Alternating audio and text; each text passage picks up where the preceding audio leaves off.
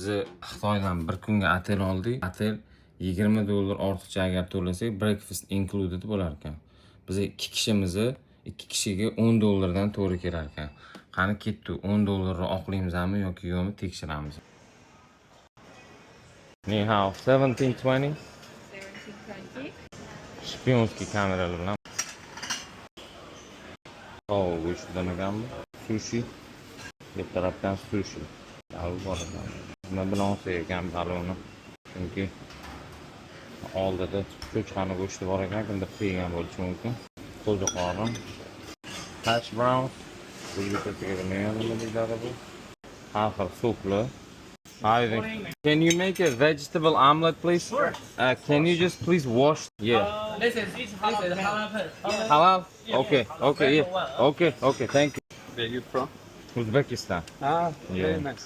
Yeah, thank you. Well, how about you? I'm Persian. Persian, Irani. Yeah. Farsi baladi. Kam mefahamam. Samarqand و Buxoro. Man Toshkentda. Thank you.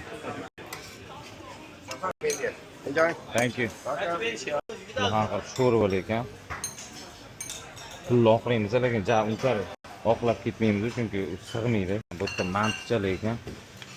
Mantichalar hammasi cho'chqa bo'ladi, kamki. Pas.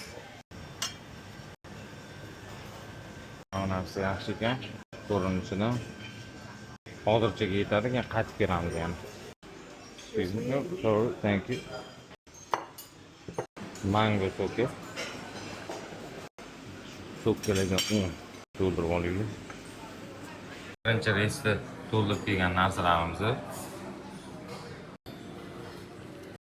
Vegetarianskiy omlet.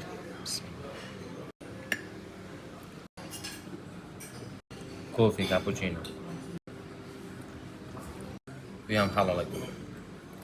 Mehmonxona malayziyalik odamlarniki ekan.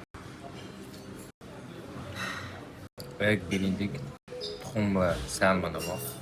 Salmon lasos. Hash browns. Yog'li ekan. Uzum so'q to'ldirib keldim bor. This can be damaged.